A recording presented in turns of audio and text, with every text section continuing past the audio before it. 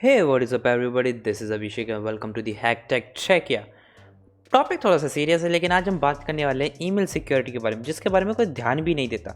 But why ध्यान नहीं देता, तभी तो मैं आया हूँ बताने के लिए, क्योंकि इसका रीज़न ये है कि अपने दोस्त से मैं थैंक यू कहना चाहूँगा। भाई क्या बात है, कमाल कर दिया। मेरे दोस्त ने मेरे को बुलाया और उसने मेरे कहा कि क्या मैं तुम्हारा पासवर्ड मैनेजर इस्तेमाल कर रहा हूँ, ज़िंदगी बिल्कुल सेट हो रखी है, बिल्कुल सब कुछ सही चल रहा है, कोई प्रॉब्लम नहीं है, पासवर्ड्स की कोई टेंशन ही खत्म हो गई। ओके, हम मैं अब पूरी पासवर्ड पॉलिसीज़ को फॉलो कर पाता हूँ। मैंने अच्छा, मैं व्हाट अबाउट ईमेल्स, यार पासवर्ड मैनेजर सेटअप कर रहा है ना, लेकिन मैं कहा तुम ईमेल एड्रेस सबको बताते हो ना। यार ईमेल एड्रेस तो होते ही बताने के लिए। मैं बोला बहुत बढ़िया, ईमेल एड्रेस तो होते ही बताने के लिए हैं। और मैं चला गया भाई साहब घर पे और अपनी ब्लैक वाली टोपी लगा के, काले चश्मे पहन के, है ना, फिर बैठ गया। लोगों को लगता है यूज़र नेम आ गया, पासवर्ड आ गया और हैकर लॉगिन कर सकता है। बिल्कुल, उसमें से पासवर्ड सिक्योर करना ज़रूरी है, गलत। यूज़र नेम करना भी सिक्योर है। यूज़र नेम ईमेल्स को भी सिक्योर करना इतना ही ज़रूरी है जितने पासवर्ड्स को, और कई बार इतनी ज़्यादा सिक्योर करना ज़रूरी है कि हमारी पासवर्ड्स की सिक्योरिटी फेड होने लगती है, इतनी इंपॉर्टेंस रखने लग जाते हैं कई बार। यहाँ पे ईमेल मान लेना, यूज़र नेम नहीं। Okay, email. और तभी पता चला है कि हैकर्स ने झंडे क्यों गाड़ रखे, इसीलिए तो क्योंकि हमने सिर्फ और सिर्फ पासवर्ड सिक्योरिटी पे ध्यान दिया है। लेकिन आज हम बात करने वाले हैं ईमेल सिक्योरिटी के बारे में। थोड़ा सा आपको बेस बिल्ड कर देते हैं, है ना। फेक ईमेल आईडी है अपनी जीमेल की, आप सोशल मीडिया भी, आपके प्रोफेशनल और आपके होम वाले सभी एक ईमेल आईडी पे बने हुए हैं। अभिषेक, ऐसा मैं नहीं करता। अच्छा सच्ची बताओ, फेसबुक पे ईमेल आईडी पे सबका सेम नहीं है? दोस्तों को भी सेम ईमेल आईडी दे रखी है ना?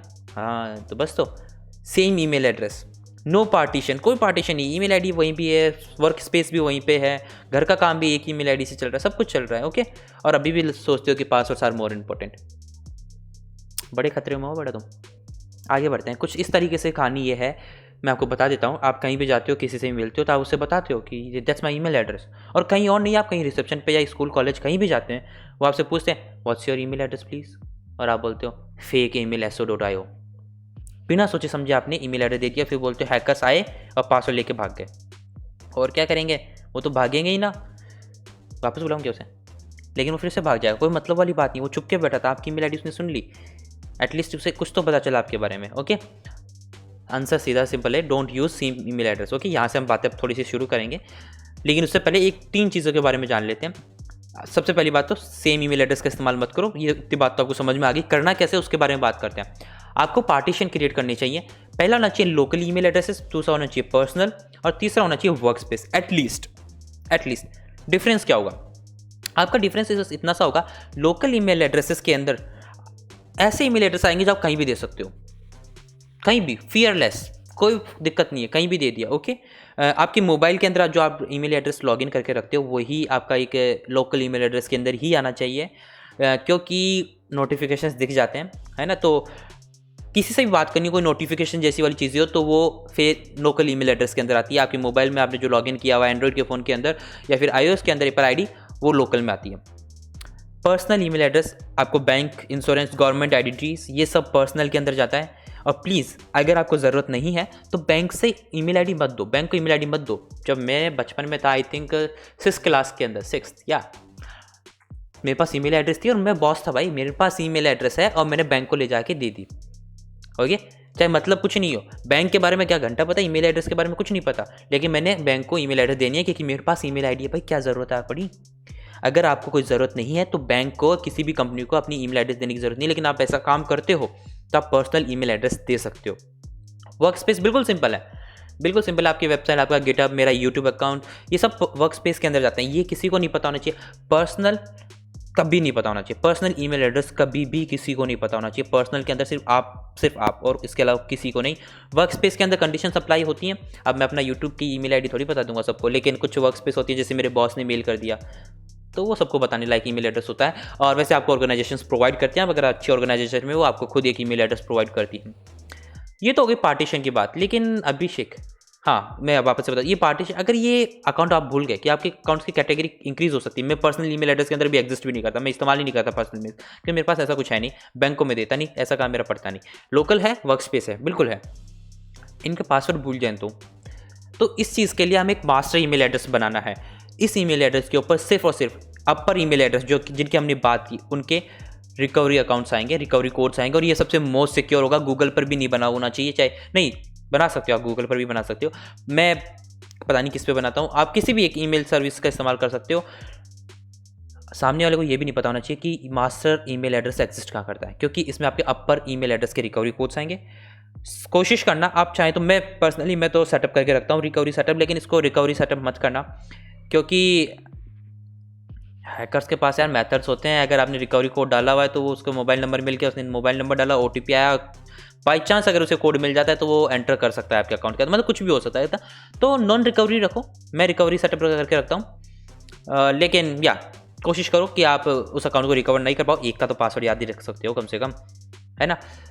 और 2 फैक्टर ऑथेंटिकेशन इनेबल्ड रखना, पॉइंट टू बी नोटेड, ये इनेबल्ड होना ही चाहिए हर कंडीशन के अंदर। ऐसा नहीं किसी का पासवर्ड और वो अंदर घुस गया, नहीं, उसे कोड देना होगा। तो ईमेल एड्रेस की बात होगी, इस्तेमाल कैसे करना है, थोड़ी सी सिक्योरिटी से रिलेटेड बात करते हैं ना। क्वेश्चंस आते हैं कुछ इस टाइप के, अभिषेक मेरे को पासवर्ड मैनेजर इस्तेमाल नहीं करना, कोई तो कुछ भी और ही बोल रहा है, किसी को गिटहब, फेसबुक, इंस्टाग्राम कुछ ऐसा।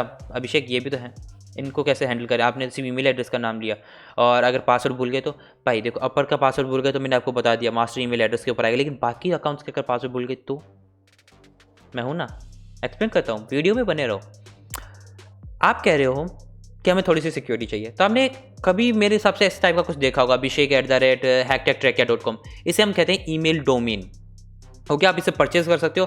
क्यों करना है, ये सेफर होता है, इंप्रेसिव होता है और एक्सपेंसिव भी होता है, एब्सोल्युटली, है ना। पैसे देने पड़ते हैं इसके, दिखने में भी खूबसूरत दिखता है, मज़ा आता है किसी और को बताने में भी, लेकिन ये सेफर इसलिए होता है कि आप जल्दी से पता नहीं लगा सकते कि ये अकाउंट जीमेल पे बना हुआ है। फॉर एन एग्जाम्पल, ओके, ये जीमेल पे बना हुआ है, किस ईमेल होस्टिंग ने, किस ईमेल होस्टिंग ही होती है, ईमेल होस्टिंग, वेबसाइट होस्टिंग सुना, ईमेल होस्टर ने इसे इस डोमेन को दिया है। अभी यहाँ पे gmail.com होता तो आप डायरेक्ट जाके ट्राई करोगे ना, ब्रूट फोर्स कुछ भी, मतलब आपको पता चल गया जीमेल पे बना हुआ है, बात खत्म हो गई ना, है ना। तो आप इस टाइप से ले सकते हो, लेकिन ऐसा कुछ अपन खरीद नहीं सकते क्योंकि इसके पैसे लगते हैं। लेकिन फायरफॉक्स रिले करके एक चीज़ आती है और ये बहुत ही कमाल की है। मैं इसका थोड़ा सा डेमो आपको दिखाना चाहूँगा कि ये किस तरीके से वर्क करती है। फायरफॉक्स रिले करके एक एक्सटेंशन आता है, आप इस पर जाइए, अपना अकाउंट बनाइए, ये एज ए VPN वर्क करेगा। ओके, किस तरीके से, आपकी ओरिजिनल ईमेल आईडी से आप इस ईमेल आईडी को रिप्लेस कर दोगे, इस ईमेल आईडी को। ओके, जब भी कोई पर्सन इस ईमेल आईडी के ऊपर आपको मेल करेगा तो ये फायरफॉक्स आपको ओरिजिनल मेल के ऊपर ट्रांसफर कर देगी जिससे आपने फायरफॉक्स अकाउंट बनाया।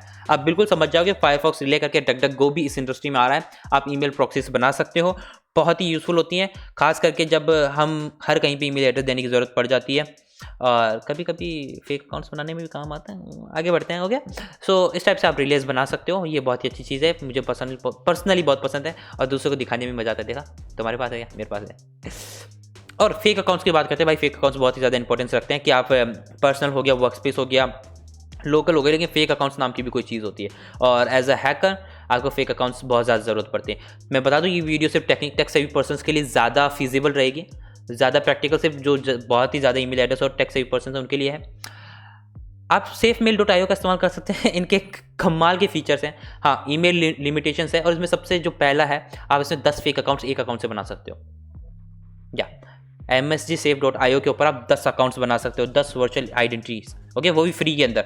इससे ज़्यादा और क्या करोगे यार तुम, इतनी काफ़ी होती है। मैं फेक अकाउंट्स के लिए इसका इस्तेमाल करता हूँ, आप अपना डोमेन यहाँ से ले सकते हो, मैं रिकमेंड नहीं करता क्योंकि और भी यार अच्छी सर्विसेज है, मैं लेकिन फेक अकाउंट्स के लिए बेस्ट है क्योंकि कई लोग टेम्परेरी मेल्स को ब्लॉक कर देते हैं। मैं इस सर्विस का इस्तेमाल करता हूँ, आपको भी ये करना चाहिए। 10 ईमेल आईडी बनाओ जाके गलत। बट इसके बाद में मेरा दोस्त फिर से आता है, भाई मैं तो डूब गया, मैं तो बर्बाद हो गया, ऐसे डायलॉग से फिल्मों में चलते हैं। अरे रियलिटी में क्या हुआ, उसका पासवर्ड मैनेजर हैक हो गया। मैंने पूछा भाई कौन सा पासवर्ड मैनेजर इस्तेमाल कर रहे थे, मैं बोला मोस्ट सिक्योर पासवर्ड मैनेजर। बोला वाह, हैक होना ही था। भाई साहब, इतने अच्छे ट्रस्टेड पासवर्ड मैनेजर्स हैं, उनका इस्तेमाल करो ना। मोस्ट सिक्योर पासवर्ड मैनेजर के पास जाना ही क्यों, लास्ट पास है, डैश लाइन है, अपना बनाओ। अगर आपको थर्ड पार्टी को पासवर्ड नहीं देना, अपना बनाओ, अपनी सीरीज चल रही है उसके ऊपर, आप जाके चेकआउट कर सकते हैं बहुत ही अच्छी तरीके से। एटलीस्ट आपके पास अपने पासवर्ड इनक्रिप्टेड अपने पास तो हैं, आप किसी और को तो नहीं दे रहे। या फिर सिक्योर पासवर्ड मैनेजर का इस्तेमाल करूँ। आप ऐसे कैसे पासवर्ड का इस्तेमाल कर रहे हो, फिर मुझे कह रहा था मैं तुम्हारा पासवर्ड मैनेजर इस्तेमाल करता हूँ जिंदगी मौज में, कि चल झूठे भाग जाए यहाँ से, भाग जा।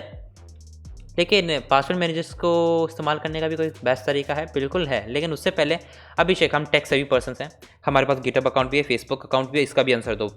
हमारे पास इतने सारे क्वेश्चन थे, उसमें से एक क्वेश्चन ये भी था, पर्सनली मैं 40 अकाउंट्स को हैंडल करता हूँ। ऑफ कोर्स मैं 40 अकाउंट्स के पासवर्ड हैंडल नहीं करता, मेरे पासवर्ड मैनेजर हैंडल करता है।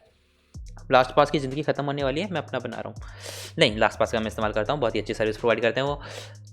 एक बात का ध्यान रखना, जब भी आप लास्ट पास या किसी भी पासवर्ड मैनेजर को अपना अकाउंट का पासवर्ड दो या उन्हीं को जनरेट करने दो, वो बहुत सिक्योर पासवर्ड जनरेट करते हैं। 2 फैक्टर ऑथेंटिकेशन हमेशा इनेबल रखना, ये आपकी हार्ट बीट है। अगर ये रुका और आपका पासवर्ड मैनेजर हैक हो गया, क्योंकि लास्ट पास ने भी डेटा ब्रीच को पहले एक्सपीरियंस किया है, नथिंग इज 100% सिक्योर। ओके, अगर आपका लास्ट पासवर्ड अकाउंट या कोई भी पासवर्ड मैनेजर का अकाउंट हैक होता है तो वो इंसान लॉग इन कर पाएगा। अगर आपके पास 2 फैक्टर ऑथेंटिकेशन नहीं है, तो जिस अकाउंट का आप पासवर्ड लास्ट पास को या किसी भी पासवर्ड मैनेजर को दे रहे हो, उसमें 2 फैक्टर ऑथेंटिकेशन इनेबल्ड हर कंडीशन के अंदर होना चाहिए। और 2 फैक्टर ऑथेंटिकेशन जो ईमेल एड्रेस के ऊपर लेके आते हैं, उनके लिए एक टॉपिक है, थोड़ी सी कुछ लाइनें मैं बताना चाहूँगा उनको। और वो लाइनें कुछ ऐसी हैं, आपने यहाँ पे लॉगिन किया, लास्ट पास के आपने यहाँ पे लॉगिन किया, आपके पास OTP आया, ओके, और उस OTP आपने लॉगिन करने के लिए अपने वेबसाइट पे डाल दिया, सिंपल है, ओके, दैट्स इट।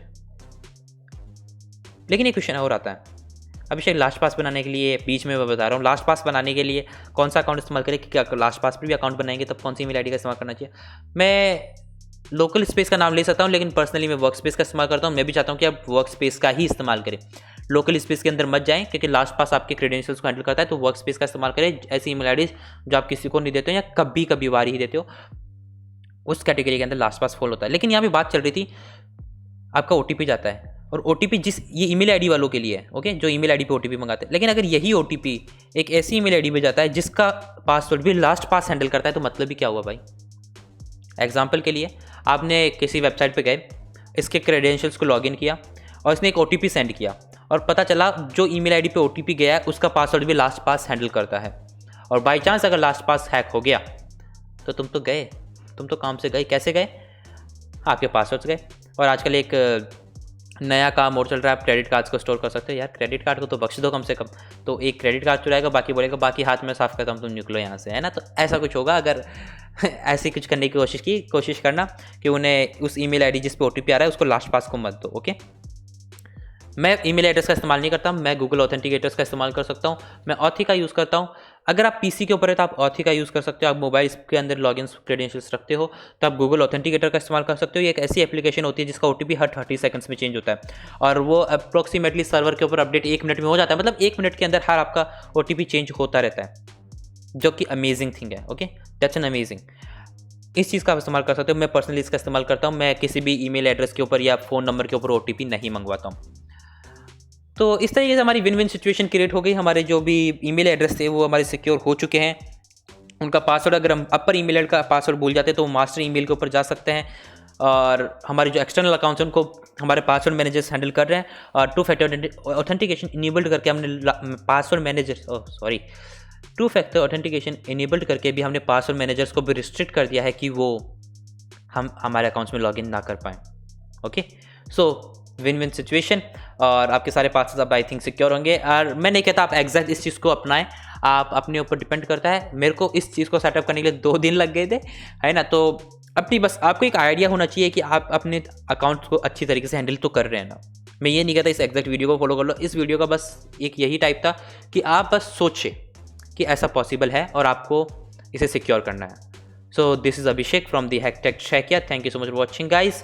या साइड में किसने लिखा है ये ट्विटर, अभिषेक PPT तुमने ही बनाई थी, ओके। तुम्हें पता नहीं मैं लास्ट में टाइम पास करता हूँ हमेशा।